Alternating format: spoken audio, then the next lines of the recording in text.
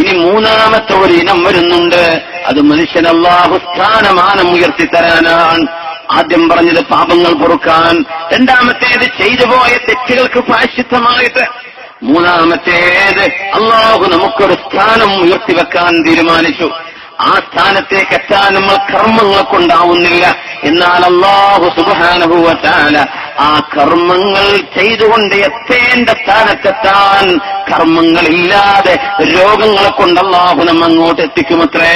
ഹബീബുനാ റസൂലുള്ളാഹ് സ്വല്ലല്ലാഹു അലൈഹി വസല്ലം തങ്ങൾ പറയുന്നു, അങ്ങനെയാണ് 2 മാസം രോഗിയായി ക്യാൻസർ, 1 വർഷം രോഗത്തിൽ കിടക്കുന്നവർ, 2 വർഷം വാട്ടർ ബെഡ് പോലും അതിൽ കിടന്നിട്ട് പോലും ശരീരം പൊട്ടിയിട്ടും മുറിവായിട്ടും ചോര വന്നിട്ടും ഒന്ന് ബാത്റൂമിൽ കൊണ്ടുപോകാൻ ഉപ്പയെ ഒന്ന് വാരിയെടുക്കാൻ പോലും പറ്റാത്ത വിധം ശരീരം ആകമാനം വ്രണങ്ങളായി മുറിവുകളായി സജ്ജനങ്ങൾ ലോകത്തോട് വിട പറയുമ്പോൾ അതിനർത്ഥം അവർ ചെയ്ത പാപമല്ല,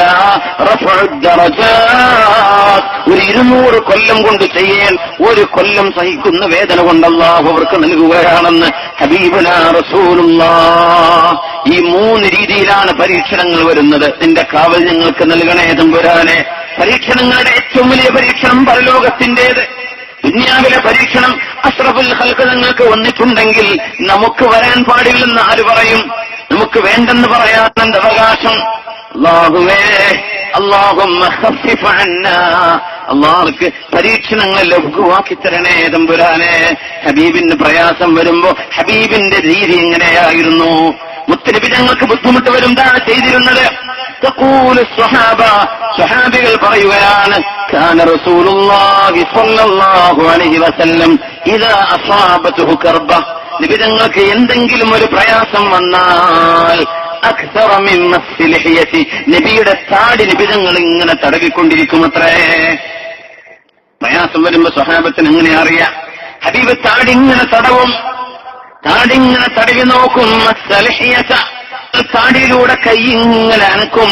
നിബിതങ്ങൾ താടിയിലൂടെ കൈവച്ചുകൊണ്ടിരിക്കും അത്രേ സ്വല്ലല്ലാഹു അലൈഹി വസല്ലം. വഅക്സറ മിനൽ മുസാലഅതി ഫിസ്സമാ, ആകാശത്തേക്ക് നോക്കുന്നത് ഹബീബ് ഇങ്ങനെ വർദ്ധിപ്പിക്കുമായിരുന്നത്രേ. മേലോട്ട് നോക്കുന്നത് വല്ലാത്തൊരു അത്ഭുതമാണ്. ആകാശത്തിന്റെ രഹസ്യങ്ങളിലേക്ക്, സ്പേസിലേക്ക് കണ്ണെത്തി നോക്കുന്നത് എത്ര വലിയ ആശ്വാസമാണ്. ഹബീബ് തങ്ങൾ ചെയ്യുമായിരുന്നത്രേ. താടിയിലൂടെ ഇങ്ങനെ കൈകൊണ്ട് തടവും. പിന്നെ നിബിതങ്ങൾ ആകാശത്തേക്ക് വളരെ കൂടുതൽ നോക്കിക്കൊണ്ടിരിക്കും.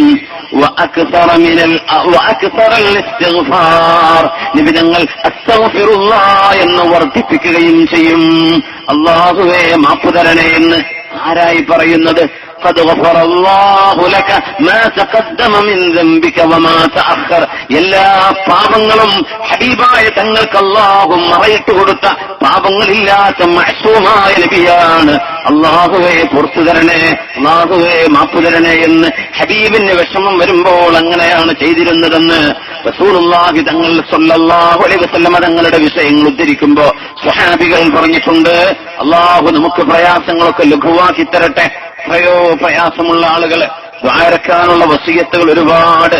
എല്ലാം അറിവുള്ളവനെ, കാരുണ്യവാനെ, ഈ ചൂടുള്ള നേരത്ത്, വിങ്ങിപ്പൊള്ളുന്ന കടുത്ത ടെമ്പറേച്ചറുള്ള ഹ്യൂമിഡിറ്റിയുള്ള ഈ നേരത്ത് അല്ലാഹുവേ നിനക്ക് വേണ്ടി ഞങ്ങൾ പുറത്തിറങ്ങിയത്, ഈ മജ്‌ലിസിൽ ചൂടെടുത്തിരിക്കുന്നത്, അല്ലാഹുവേ ഞങ്ങളുടെ പാപങ്ങൾ പൊറുക്കപ്പെടാൻ, പ്രയാസങ്ങൾ ലഘൂകരിക്കപ്പെടാൻ, ഞങ്ങളുടെ രോഗങ്ങൾക്ക് ശിഫ ലഭിക്കാൻ, കടബാധ്യതകൾ വീടാനും എല്ലാ ബുദ്ധിമുട്ടുകളും ഇല്ലാതെയാവാനും, ഞങ്ങൾ ഏതൊക്കെ വിഷയങ്ങൾ എന്തൊക്കെ കുറിച്ച് ടെൻഷനിലാണോ അതെല്ലാം നീങ്ങിപ്പോവാനും അല്ലാഹുവേ നീ കാരണമാക്കണേ റഹ്മാനേ.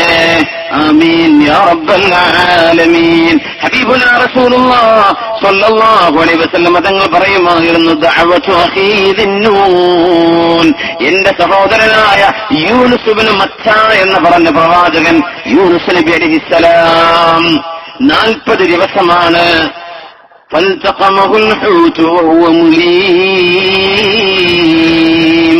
40 ദിവസമാണ് മത്സ്യത്തിന്റെ വയറ്റിൽ കിടന്നത്.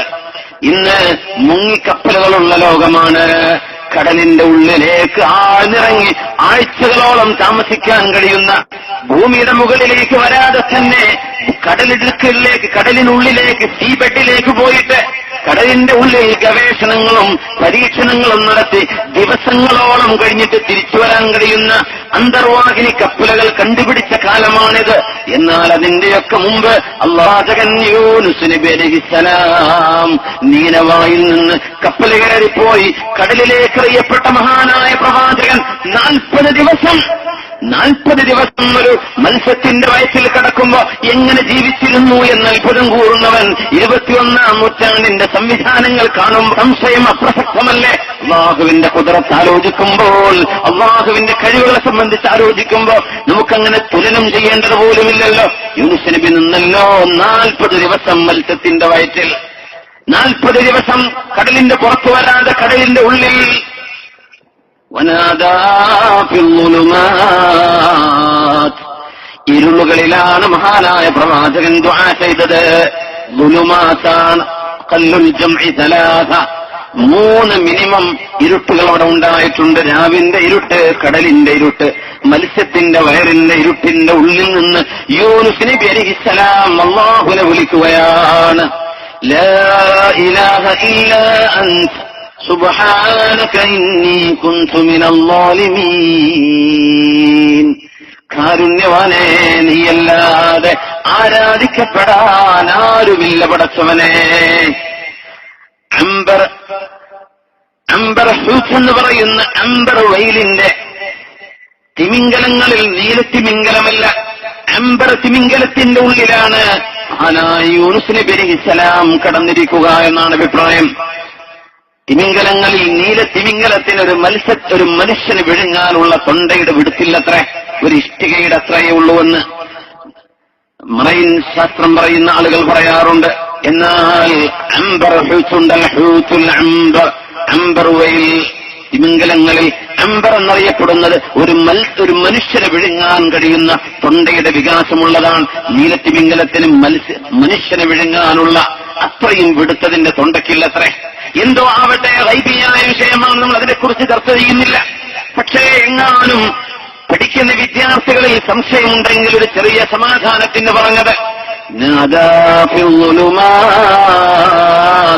ഇരുളുകൾക്കുള്ളിൽ നിന്ന് വിളിക്കുന്നത് അല്ലാഹുവിനെ, റബ്ബേ ലാ ഇലാഹ ഇല്ലാ അൻത, നീയല്ലാതെ ആരാധനക്കർഹനായ ആരുമില്ല റബ്ബേ. സുബ്ഹാനക് സുബ്ഹാനക്, നീ പരിശുദ്ധനാണ് റബ്ബേ. ഇന്നി കുൻതു മിനൽ ളാലിമീൻ, ഞാൻ തെറ്റിപ്പേ മാപ്പ് തരണം, ഞാൻ തെറ്റ് ചെയ്തു പോയി റബ്ബേ പുറത്തു തരണം.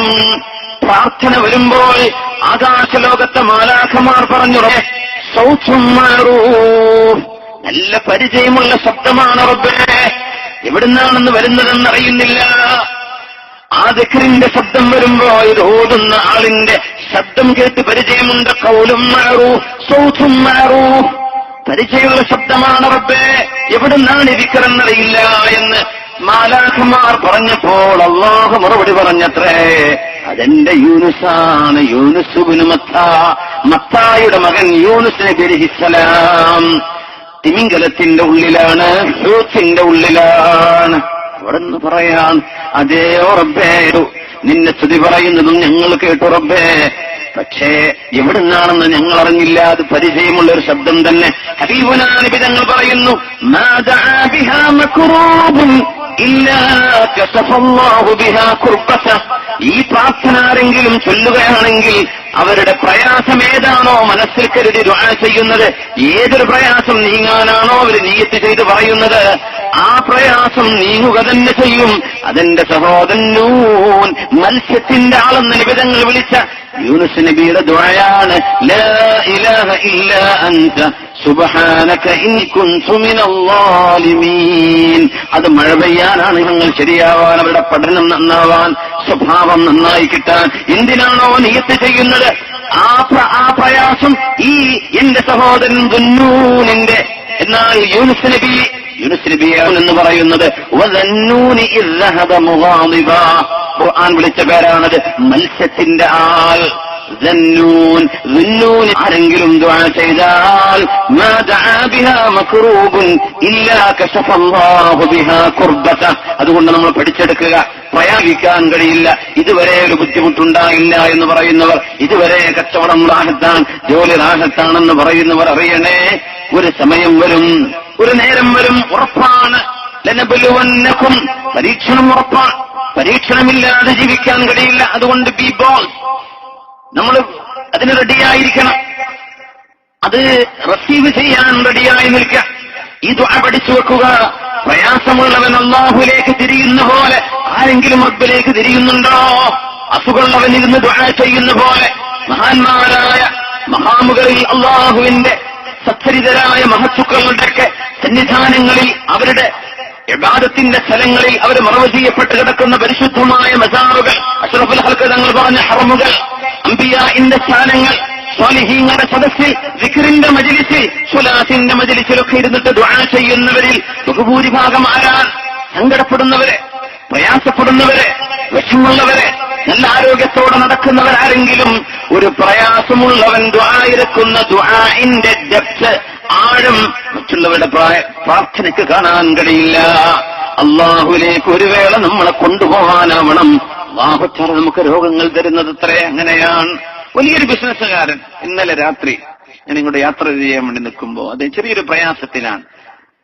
കിഡ്നി സംബന്ധമായ ഒരു ബയോപ്സി കഴിഞ്ഞിരിക്കുകയാണ്. അദ്ദേഹം പറയാണ്, ഒരുപക്ഷേ വലിയ പൈസയുള്ള ആളാണ്, ഗൾഫിലുള്ള ആളാണ്. അദ്ദേഹം പറയാണ്, ഒരുപക്ഷേ പാവപ്പെട്ട ആളുകളുടെ കഷ്ടപ്പാടിന്റെയും രോഗത്തിന്റെയും വേദന നമ്മളൊന്നറിയണം എന്ന് അല്ലാഹുവിന് തീരുമാനമുണ്ടാവും. അതിനായിരിക്കും അല്ലാഹു എനിക്ക് ഈ രോഗം തന്നിട്ടുണ്ടാവുക.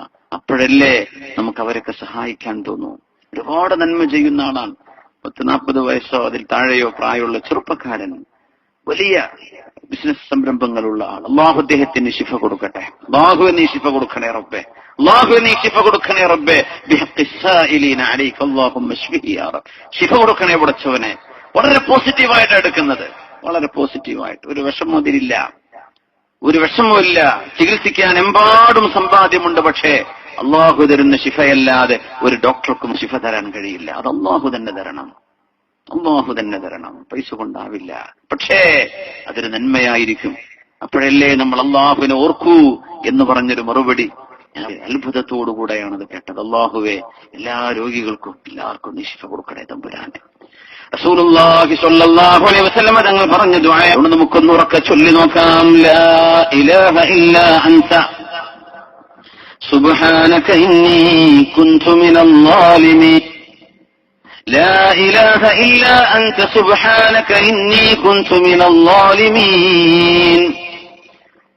لا إله إلا أنت سبحانك إني كنت من الظالمين. صلوا على النبي محمد وآله. اللهم صل على سيدنا محمد وعلى آل سيدنا محمد وبارك وسلم عليه. اللهم صل على سيدنا محمد وعلى آل سيدنا محمد وبارك وسلم عليه. ഒരുപാട് സ്വലാത്ത് നമ്മുടെ ഹബീബിന്റെ ഹളറത്തിലേക്ക് എത്തും. അല്ലാഹു എത്തിച്ചു കൊടുക്കട്ടെ, അവിടുത്തെ അല്ലാഹു സന്തോഷിപ്പിക്കട്ടെ.